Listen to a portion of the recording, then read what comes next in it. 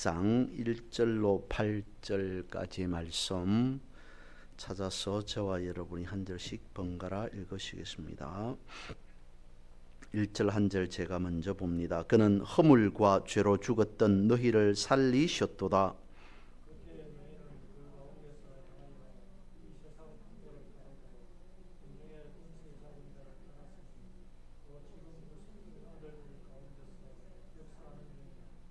전에는 우리도 다 그 가운데에서 우리 육체의 욕심을 따라 지내며 육체와 마음에 원하는 것을 하여 다른 이들과 같이 본질상 진노의 자녀이었더니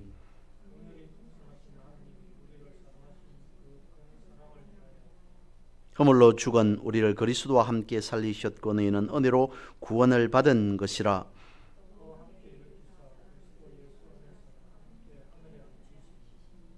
이는 그리스도 예수 안에서 우리에게 자비하심으로써 그 은혜의 지극히 풍성함을 오는 여러 세대에 나타내려 하심이라. 너희는 그 은혜에 의하여 믿음으로 말미암아 구원을 받았으니 이것은 너희에게 난 것이 아니요 하나님의 선물이라. 아멘.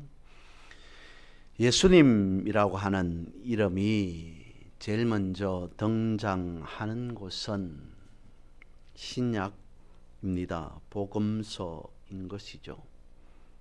근데 다시 생각해 보면 예수님은 구약에서부터 등장합니다. 예수님의 이름이 등장하는 곳은 신약이겠지만 예수님 자체가 나타나는 것은 예수님 자체라기 보는 것은 조금 그럴 수 있겠네요. 예수님 아무튼 등장하는 것은 구약이다라고 보아집니다. 왜 그럴까요?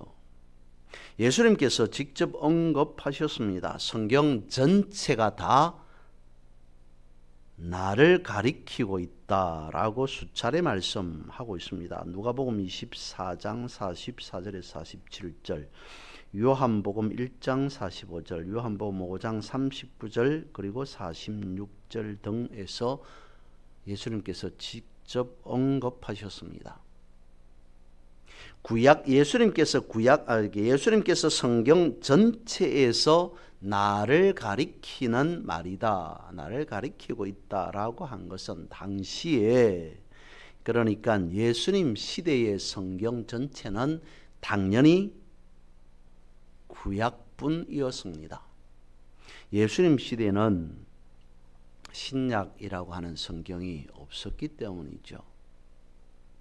그렇게 예수님께서 말씀을 하시고 그 이후에 사도들 역시 구약 성경을 가지고 구약 성경에서 예수님에 대해서 어떻게 말씀하시는가, 예수님의 죽으심, 예수님의 부활에 대해서 어떻게 말씀하시는가를 찾아서 정인의 삶을 살게 되었던 것입니다. 사도들 역시 구약에서 예언된 예수님을 찾아내야 했다라고 하는 것이죠. 조금 전에 말씀을 드렸던 예수님께서 언급하신 부분을 한번 살펴봅니다. 누가복음 24장 44절 말씀입니다. 예수께서 그들에게 말씀하셨다. 세 번역으로 읽어드립니다. 내가 전에 너희와 함께 있을 때에 너희에게 말하기를 모세율법과 예언서와 시편에 나에 대하여 기록한 모든 일이 반드시 이루어져야 한다고 하였다. 예수님께서 구약에서, 그러니까 모세율법, 예언서, 시가서 등에서 예수님에 대해서 말씀하고 있는 모든 일, 그것이 이루어질 것이다. 누가복음 24장에서 그렇게 말씀하고 있습니다. 요한복음 어떨까? 요한복음 5장 39절 그리고 46절입니다. 너희가 성경을 연구하는 것은 영원한 생명이 그 안에 있다고 생각하기 때문이다. 성경은 나에 대하여 증언하고 있다. 너희가 모세를 믿었더라면 나를 믿었을 것이다. 모세가 나에 대하여 썼기 때문이다. 예수님께서 성경에서, 그러니까 구약 성경에서 어떻게 말씀하시는가를 직접 언급하고 있는 부분인 것이죠. 그러니까 구약 성경 전체가 예수님에 대해서 말씀하고 또 말씀하고 있다는 것을 말씀하셨습니다. 이것은 우리가 성경을 읽을 때 예수님을 바라보아야 한다는 것입니다. 그 성경이 구약이든 신약이든 어디든지 간에 우리가 어느 부분 성경을 읽든지 간에 예수님이 보여야 된다라고 하는 것이죠.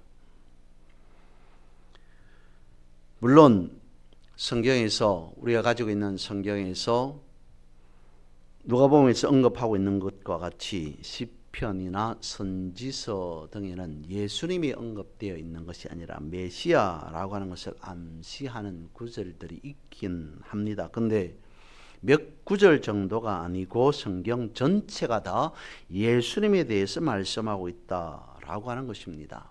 그래서 하나님께서 성경을 쓰실 때, 하나님께서 성경을 쓰게 하실 때라고 해야 되겠죠. 하나님께서 성경을 쓰실 때 예수님을 성경 안에 의도적으로 넣으셨다라고 보아야 한다는 것입니다. 성경 어느 부분이든 예수님을 우리가 발견하지 못한다면 성경을 잘못 읽고 있는 것이다 라고 밖에 볼 수 없다는 것이죠. 예를 들어서 어떤 사람이 글을 씁니다. 내지는 책을 쓰고 있습니다. 어떤 글이 되었든지 간에 글 쓰는 사람의 의도가 있습니다. 그러니까 제목이 있고 주제가 있고 요지가 있고 줄거리가 있고 거기에 맞춰서 내용이 흘러가게 되어집니다. 어떤 사람이 어떤 글을 쓰든지 간에 아무 생각 없이 글을 쓰는 사람은 없다는 것이죠. 그러면서 그 표현하고자 하는 것이, 글 속에서 나타내고자 하는 것이, 보여주고자 하는 것이 직접적으로 언급하기도 합니다. 직접적으로 표현하기도 하고 내지는 간접적으로 표현하기도 합니다. 직접적으로 언급하지 않은 것은 글을 읽으면서 그 글의 의미에서, 표현 속에서, 글의 흐름 속에서, 내용의 흐름 속에서 파악을 해야 하는 것이죠. 성경도 마찬가지라는 것입니다. 어떤 것을 직접 언급할 때도 있고 그렇지 않을 때도 있습니다. 아무튼 우리가 성경을 읽으면서 하나님께서 이런 의도로 쓰셨다라고 하는데 우리가 다른 생각을 갖고 다른 의도로 읽는다면 그것은 잘못이다라고 하는 것입니다. 그런데 반전이 있죠. 예전처럼 구약 성경만 있었다면 우리는 하나님의 의도가 무엇인지 파악하기가 불가능했을 수도 있을 것 같습니다. 그런데 예수님께서 오셔서 직접적으로 예수님께서 밝혀내신 부분이 있습니다. 복음이 우리에게 들어오게 되었다라고 하는 것이죠. 그리고 또 제자들이 기록해 놓은 것이 있습니다. 오늘 본문이 그 중에 하나이지 않을까 싶습니다. 예수님에 대해서 뿐만 아니고 오늘 본문의 말씀은 예수님과 나와의 관계, 우리의 관계를 이렇게 말씀하십니다. 5절과 6절 말씀 제가 다시 읽습니다. 허물로 죽은 우리를 그리스도와 함께 살리셨고 너희는 은혜로 구원을 받은 것이라 또 함께 일으키사 그리스도 예수 안에서 함께 하늘에 앉히시니 라고 되어 있습니다. 여기서 세 가지를 우리가 찾을 수 있습니다. 살리셨고 일으키사 그리고 앉히시니 라고 하는 부분이죠. 살리셨다, 일으키셨다, 앉히셨다 라고 하는 그 앞에 계속 반복되어지는 게 함께입니다. 예수님과 나는 함께라고 하는 단어 안에서 생각해야 된다는 것이죠. 다시 말씀을 드리면 예수님과 믿는 우리로서 예수님과 나를 분리해서 따로 생각할 수 없다는 것을 오늘 본문은 분명히 해주는 것 같습니다. 다시 읽어봅니다. 허물로 죽은 우리를 그리스도와 함께 살리셨고 가로 제외하고 또 함께 일으키사 그리스도 예수 안에서 함께 함께 하늘에 앉히시니. 우리의 모든 삶이 늘 주님과 함께하는 삶, 임마누엘이라고 하는 그 의미를 다시 한번 이렇게 본문 속에서 설명해 주고 있습니다. 함께 살리셨고 라고 하는 것을 첫 번째로 살펴봅니다. 그리스도인인 우리는 죽었다가 다시 살아난 자이다. 지난 주일 부활절을 맞이하여서 드렸던 말씀 부분이기도 합니다. 에베소서 2장은 이것을 매우 강력하게 말씀합니다. 뭐라고 말씀하고 있습니까? 허물과 죄로 죽었던 너희를 살리셨도다. 허물로 죽은 우리를 그리스도와 함께 살리셨고 라고 되어 있습니다. 구약시대 역시 사람들은 죄의식을 가지고 있었습니다. 죄인이라는 의식이 구약시대에도 있었습니다. 그런데 해결 방법이 없었습니다. 물론 제사를 드리고 하는 것은 있기는 있었습니다만 근본적인 해결이 없었습니다. 그런데 예수님께서 그것을 해결하셨습니다. 오늘 본문에서 에베소서 2장에서 말씀하고 있는 허물과 죄, 허물로 죽은이라고 말씀하고 있는데, 허물과 죄로 우리가 죽었다라고 하는 것은 육체가 죽은 것은 당연히 아니겠죠. 무엇이 죽었는가? 우리의 영적인 죽음에 대해서 말씀하고 있습니다. 그러면 여기에서 우리가 죄라고 하는 것을 다시 한번 생각해 볼 필요가 있습니다. 영적인 죽음이라고 하는 것에서 생각해 보는 죄라고 하는 것은 범죄 행위를 말하는 것은 최소한 아닌 것 같습니다. 성경에서 설명하고 있는 죄라고 하는 것은 화살이 관역을 빗나가는 것, 벗어나는 것이다. 잘못된 방향을 죄라고 이야기를 합니다. 그러면 영적인 죽음 안에서 생각해 보는 죄라고 하는 것은 무엇이겠습니까? 잘못된 일을 저지르는 것. 물론 그것은 죄가 아닌 것 아닙니다. 죄 맞습니다. 하지만 믿음 안에서 생각해 봤을 때 죄는 육체로만 살아가는 것입니다. 육체로 살아가는 것이 아닌 육체로만 살아가는 것. 모든 것이 다 감각적으로 물질 세계에만 초점을 두고 살아가는 것. 육신을 입고 살아가기 때문에 육신을 배제하고 영적인 부분만 올인해서 살아갈 수는 없습니다만, 그렇다고 육신적인 것에만 몰두해서 살아가는 것은 아닙니다. 그것을 놓고 성경은 어미적으로 봤을 때 죄라고 말씀하고 있는 것이라는 거죠. 왜 그렇습니까? 예수 믿지 않는 사람에게는 하나님 없습니다. 보이지 않습니다. 믿지 않습니다. 말씀 아무런 영향력이 없습니다. 예배에 대한 가치 모르고 살아갑니다. 왜 그렇습니까? 영이 없기 때문입니다. 영적인 감각 자체가 죽은 상태이기 때문이다. 그렇다면 그리스도인은 다시 살아난 사람이다 라고 되어 있는데, 다시 살아난 사람이라는 것은 무엇이겠습니까? 변화가 일어난 것이라는 거죠. 말씀을 보면서 그 말씀 안에서 감동과 더하기, 은혜를 받습니다. 말씀을 깨닫게 되어집니다.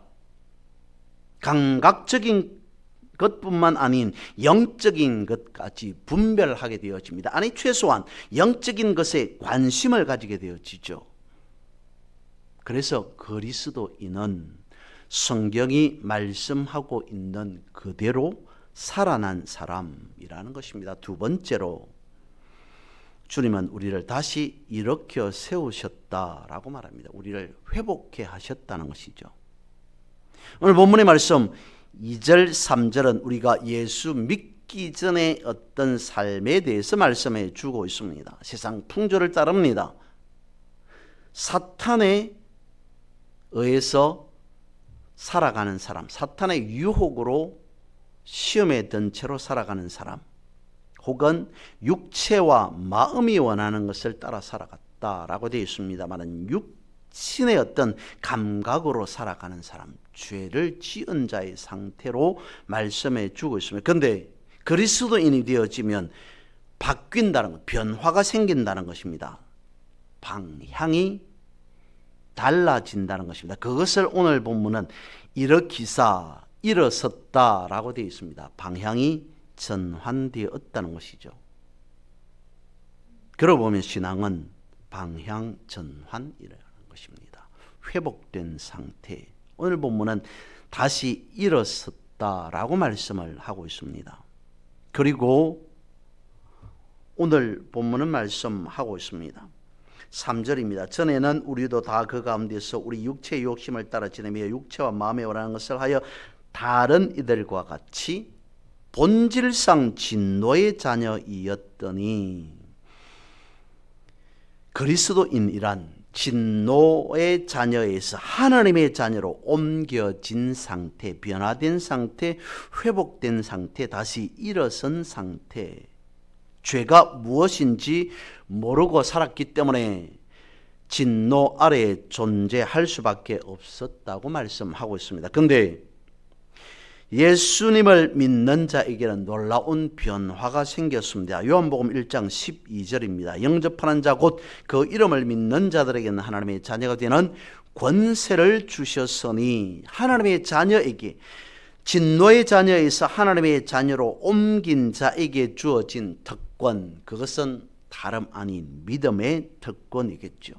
마태복음에서 보면 기도의 특권을 이야기를 합니다. 로마서 8장 말씀에 보면 상속자라고 하는 것으로 말씀하고 있습니다. 모든 것이 다 회복되었다라고 말씀을 하고 있습니다. 세 번째로는 하나님은 우리를 하늘에 앉히셨다라고 말씀하고 있습니다. 그리스도인은 은혜로 구원을 선물로 받은 사람이라고 말씀하십니다. 오늘 본문의 말씀 마지막 8절에 이렇게 말씀합니다. 너희는 그 은혜에 의하여 믿음으로 말미암아 구원을 받았으니 이것은 너희에게서 난 것이 아니요 하나님의 선물이다 라고 말씀을 하고 있습니다. 하나님의 선물이라고 하는 것은 우리의 어떤 공로, 수고, 노력 이런 것이 없었다는 것이죠. 하나님께서 주신 최고의 선물은 복음입니다. 그 복음으로 우리는 하나님으로부터 엄청난 선물을 받은 자, 그래서 심판받아야 할 죄인이 하늘 보좌에 앉혀진 존귀한 존재로 되었다라고 하는 것입니다. 다시 예수님에 대해서 말씀하고 있는 부분으로 돌아가 봅니다. 성경이 증거하고 있는 것은 다 예수님에 대해서 쓴 책이라는 것입니다. 그렇다면 예수님이 처음 등장하는 곳이 어디인가라고 하는 것을 에베소서 1장 4절에서 12절 역시 세 번역으로 읽어드립니다. 하나님은 세상 창조 전에 그리스도 안에서 우리를 택하시고 사랑해 주셔서 하나님 앞에서 거룩하고 흠이 없는 사람이 되게 하셨습니다. 하나님은 하나님의 기뻐하시는 뜻을 따라 예수 그리스도를 통하여 우리를 하나님의 아들들이 되게 하셨습니다. 그래서 하나님이 하나님의 사랑하시는 아들 안에서 우리에게 거저 주신 하나님의 영광스러운 은혜를 찬미하게 하셨습니다. 우리는 이 아들 안에서 하나님의 풍성한 은혜를 따라 그의 피로 구속 곧 죄 용서를 받게 되었습니다. 하나님은 그리스도 안에서 우리를 상속자로 삼으셨습니다. 이것은 모든 것을 자기의 원하시는 뜻대로 행하시는 분의 계획에 따라 미리 정해진 일입니다 라고 가르쳐주고 있습니다. 요약해서 4절과 마지막 절 12절 읽어드렸던 그 부분을 살펴보면, 하나님은 세상 창조 전에, 세상을 하나님께서 창조하시기 전에 그리스도 안에서 우리를 택하셨다라고 되어 있습니다. 그리고 12절에서는 하나님은 그리스도 안에서 하나님의 계획에 따라, 하나님의 뜻에 따라 우리를 미리 정해 두셨다, 상속자로 미리 정해 두셨다라고까지 말씀하고 있습니다. 성경은 이 세상이 창조되기 전에 어떤 일이 있었는가를 말씀하고 있습니다. 성경은 세상에 처음과 끝이 있다고 말씀을 하십니다. 예수님께서 말씀하십니다. 나는 알파와 오메가이다 라고 말씀하십니다. 처음과 나중이라고 말씀을 하셨습니다. 그런데 이 말은 시작이 있으면 반드시 끝이 있다라고 하는 시작과 끝의 명확함을 말씀하기보다는 처음부터 끝까지, 알파와 오메가라고 하는 것은 처음부터 끝까지라는 것입니다. 그 끝이라고 하는 것은 끝나는 마지막 순간이라기보다는 끝까지라고 하는 것은 영원까지라고 하는 것입니다. 그래서 읽어드렸던 에베소서 1장 4절에서 12절, 하나님이 창조 전에 하나님은 그리스도 안에서 이미라고 하는 그 부분은 전후 시작과 끝, 어떤 시점이라기보다는 영원성에 대한 부분으로 우리가 이해할 수 있습니다. 예수 그리스도께서 알파와 오메가라고 말씀하신 것은 영원에 대한 부분으로 말씀을 하셨다는 것이죠. 근데 더 놀라운 것은 하나님이든 예수님이든 영원 말씀하실 수 있습니다. 그 영원 속에 계시는 분이 하나님이기도 하고 예수 그리스도이기도 합니다. 맞습니다. 근데 더 놀라운 것은 그 영원에 대해서 말씀을 하시면서 그 가운데 우리가 등장하고 있다는 것이죠. 하나님은 세상 창조 전에 그리스도 안에서 우리를 택하시고 창조 전에 우리를 택하셨다. 그러면서 하나님이 기뻐하시는 그 뜻에 따라서 그리스도를 통해서 우리를 하나님의 아들들이 되게 하셨다. 우리는 하나님의 풍성한 은혜를 따라 그의 피로 구속고 죄 용서를 받게 되었고 하나님은 우리를 상속자로 미리 정해 두셨다라고 말씀하고 있습니다. 우리가 이미 선택되었고 사랑받았고 그리고 거룩하고 흠이 없는 사람으로 되게 하셨다라고 말합니다. 무엇이냐면 과거에 완전히 이루어진 상태, 과거의 모든 것이 전부 완성되어진 것, 그것을 말합니다. 그러면 과거에 완성되었다라고 하는 이 원어에서 말하고 있는 것은 끝이 났다는 것이 아니라 과거에 완성되어서 그것이 현재까지 지금까지 영향력을 미치고 있는 상태. 그래서 원어에서 말하고 있는 과거 완료라고 하는 것은 지금 현재까지 영향 아래에 있으니까 영원성에 대한 부분으로 말씀하고 있다는 것이죠. 그것을 두고 에베소서는 세상 창조 전에 그리스도 안에서 우리를 택하시고 이미 우리를 예정해 두셨다라고까지 말씀하고 있습니다. 예수 그리스도와 분리되어지지 않는, 예수 그리스도와 함께 살았고 앉혀짓고 회복된 상태로 살아가고 있는 우리는 그리스도와 영원 속에 살아간다는 것입니다. 그래서 7절에 보니까 예수님의 피로 예수 그리스도의 십자가로 우리의 죄가 용서되었다. 영원 속에서 완성된 상태로 있는 우리, 그것이 이미 처음부터 창조되기 전에 영원 속에서 일어난 일임을 성경은 우리에게 가르쳐 주고 있습니다. 속죄를 받고 죄 사함을 받고 하나님의 자녀로 이미 완성되어져 있는 우리, 믿음의 삶이라고 하는 것은 영원을 바라보며 살아가는 삶이다 라고 하는 것이 그리스도인의 정체성이라는 것입니다. 이런 것을 우리는 생각하면서 영원 안에서 살아가게 하신 하나님 감사합니다 라고 하는 믿음의 고백으로 살아가시기를 주님의 이름으로 선포하고 축복합니다.